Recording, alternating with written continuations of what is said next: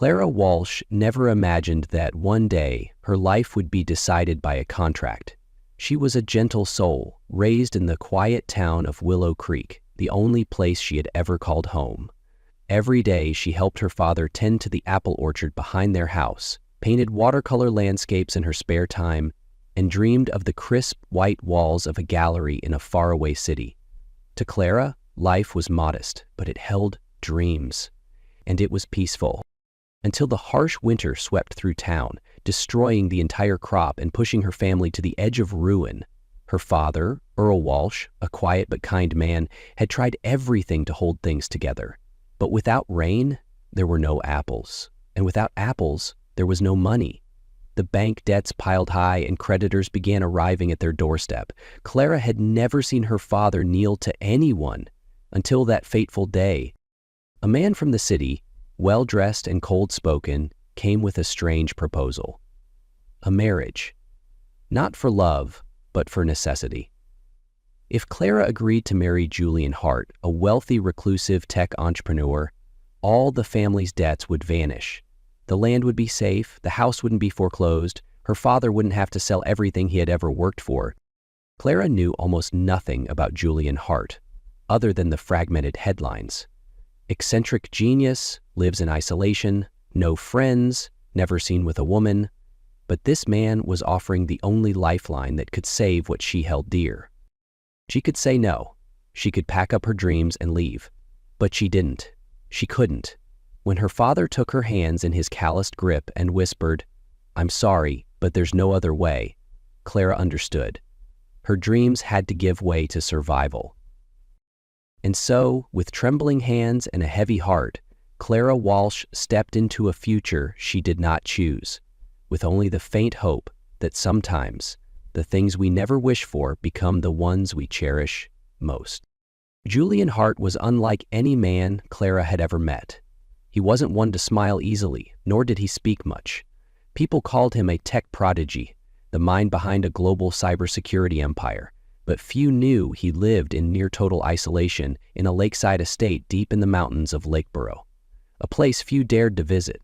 No parties, no press, no one truly knew Julian, and it seemed he preferred it that way. Clara met him for the first time at a notary office. There were no flowers, no greetings, just a cold wooden table, stacks of legal documents, and blue ink waiting for signatures. Julian arrived 10 minutes late. He wore a simple charcoal gray suit, no tie, no watch. Tall, lean, and silent. The moment he entered, no introductions were necessary. His presence spoke for itself. Yet oddly, he didn't look at her. He merely gave a brief nod, then sat across from her, flipping through the documents like he was reviewing an investment proposal. No questions, no small talk. That detached efficiency left Clara breathless for a moment.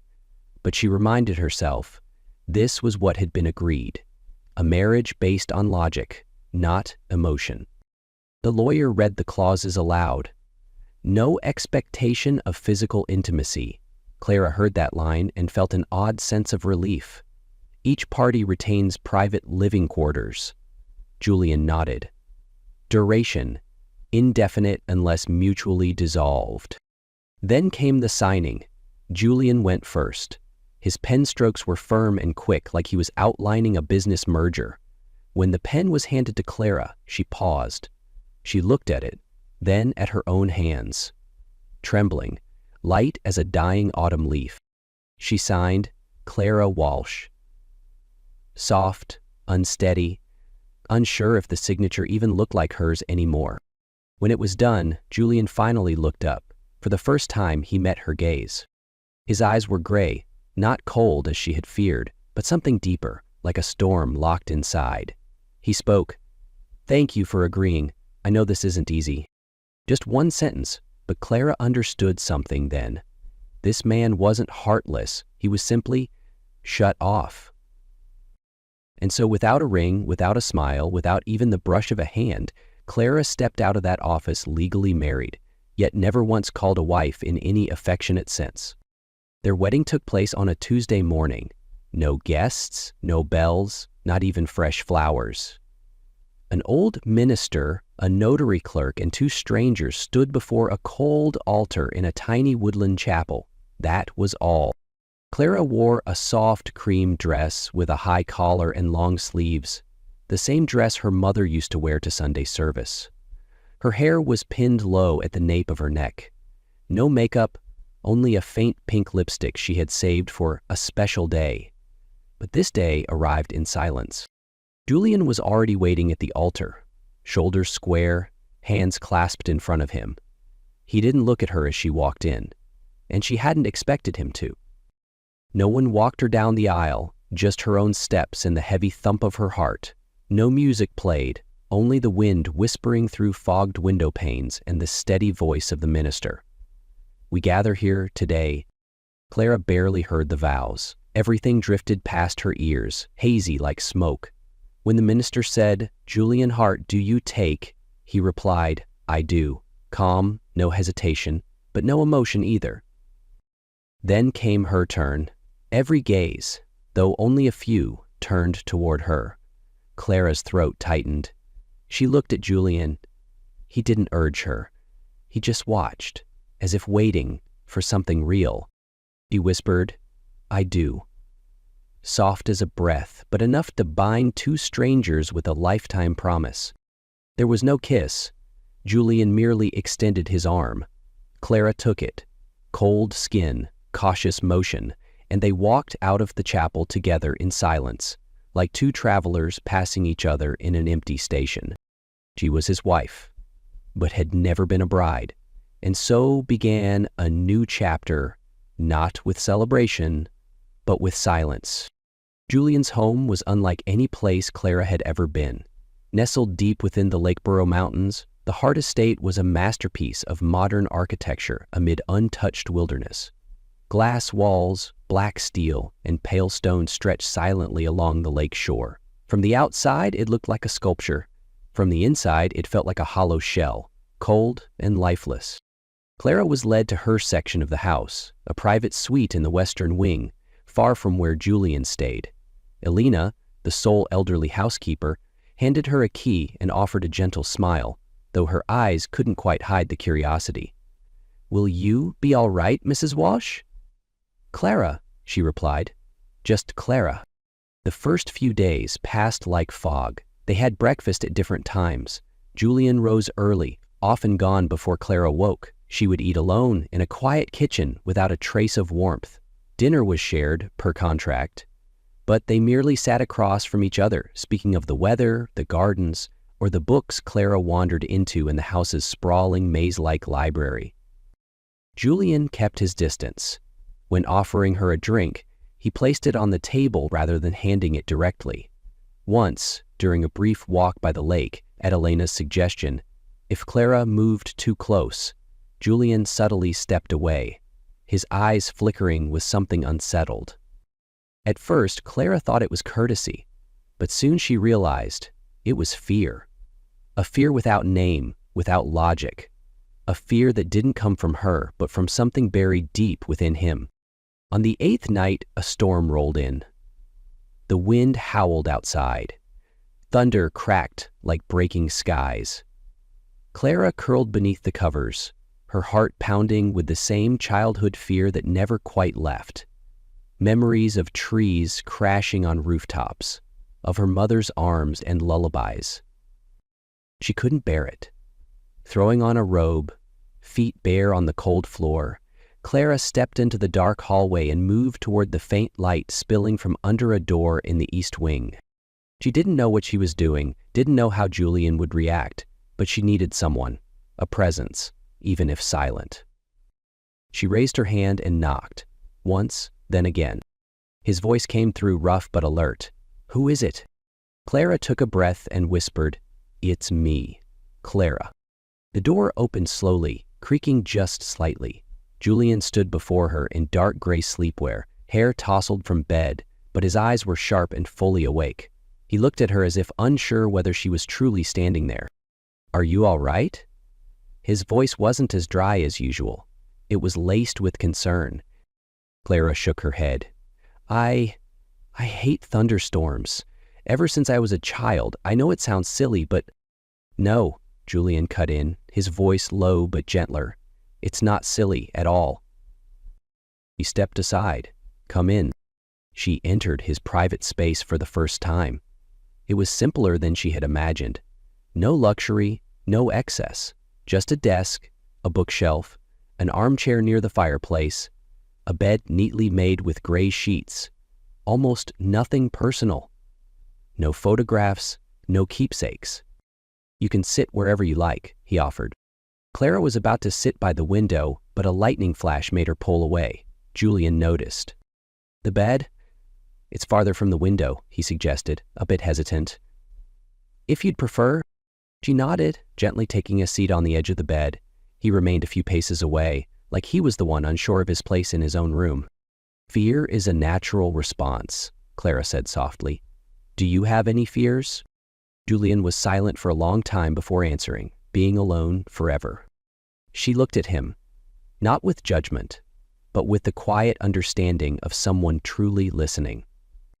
"Julian," she hesitated, "can I ask something personal?" He nodded slowly. "Why me? Why did you choose me?" He turned away, eyes fixed on the dark beyond the glass. "Because you didn't want this, like me. Because you didn't expect anything from me. No demands, no pressure. You weren't dangerous." Silence settled around them. Then he turned back to her. "You know, you're the first person to touch me, and I didn't want to run." Clara's hand tensed in her lap. Then, "Why are you afraid to be near me?" Julian swallowed. "Because I don't know how. I don't know how to be close to someone. I don't know how to love or touch without hurting. My father didn't allow crying, no hugs, no affection. I was raised like a project, not a child." His voice broke, like stones crumbling in a deep cavern. "I've never kissed anyone, Clara, never held hands, never let anyone this close." She rose, approaching slowly, as if moving toward a wounded bird. "I won't touch you unless you want me to." Julian looked at her, his eyes filled with 100 things he had never spoken. "Would you like to try?" she asked, just a small touch. He nodded. "Barely." Clara reached out, hesitant, and gently placed her fingertips on the fabric of his sleeve. His skin was cool, his muscles tight, but he didn't flinch. "See?" she whispered. "Not as bad as you feared." Julian looked down where her fingers rested, then looked up at her again. This time, his gray eyes were no longer just a storm. They were the sky after it. "It's the first time," he said, "and I don't want it to be the last." After that night, something changed. Not loudly, not suddenly, just a soft shift, real and gentle, like the arrival of autumn. No one sees the exact moment it comes, but by morning, the leaves have turned. Julian began appearing more often. He no longer avoided her. No more unconscious steps back when she approached. Instead, he quietly made 2 cups of coffee each morning, placing one at the seat across from Clara, the seat that used to remain empty. One afternoon he asked, "Would you like to see the library? I have a few books on Italian painting." Clara said yes, not for the books, but for the invitation. They walked the sunlit hallway side by side, like 2 people learning how to talk again. In the library, she discovered a rare art volume, Monet, Degas, Turner. Julian watched her eyes light up, and for the first time, he smiled without hiding it. A few days later, Clara woke to an unfamiliar sound. When she opened her door, she found a small wooden basket waiting. Inside were new paintbrushes, watercolor paper, and a handwritten note. "In case you still want to paint." No name, but she knew who it was from. That day, for the first time in years, Clara sat by her window and began to paint again. She didn't know what she was painting, just colors, movement, feeling, but her hands no longer trembled. When Julian saw the first piece, he stood in front of it for a long time, silent. Then he whispered, "It feels like freedom." Clara looked at him. "That's something I never thought I'd feel in this house." Julian lowered his gaze, his voice barely audible. "Me neither." Clara had never stepped into Julian's world. She lived in it, yes, but always on the edge of a space that never quite made room for her, until the day he said, "I have a short meeting at the office in the city. If you'd like to come, I'd be glad." Clara was surprised, but she nodded. The car took them into the heart of the city, where everything seemed made of steel, glass, and urgency. Julian's office occupied the top 3 floors of a towering skyscraper. The elevator opened to black wood panels, reflective surfaces, and people dressed so precisely they looked automated. Julian left her in his private office. "There are books, tea. I won't be long," he smiled. A small, real one. Clara sat by the window, gazing down at the city like observing another planet through a pane of glass. She was flipping through a magazine when voices echoed from the hallway. "She's actually here?" A woman's voice, scoffing. "Yeah, Hart's new wife. Looks like she stepped out of a barn. Probably thinks she won the lottery. Or got bought like a doll. Word is, he doesn't even touch women. Maybe she's just quiet and obedient, like furniture." Clara froze. Her eyes no longer saw the page. Each sentence pierced her chest like a needle. They spoke of her as if she had no soul, as if she were an object. She didn't know how long she sat there until Julian returned and saw the stiffness in her face. "What happened?" he asked immediately. Clara told him, every word, every cruel laugh, every imagined glance. Julian stood, his eyes darkening. "I can't control what people say," he said quietly, "but that doesn't mean I don't want to." She looked at him, voice thick. "They're right. I'm just a girl from a farm. I don't belong here." Julian stepped forward, now close. "Look at me," he said, voice like cracking stone. "What do you see?" Clara didn't answer. "I see a brave woman. The only one who didn't run when I told her the most shameful part of me. The only person who touched me without expecting anything in return." His voice broke. "They're right about one thing. You don't belong in their world. You're better than it." That afternoon, after returning from the city, Julian didn't go inside right away. Instead, he walked straight to the back garden, the place where Clara often sat sketching unnamed pieces. Clara saw him from a distance.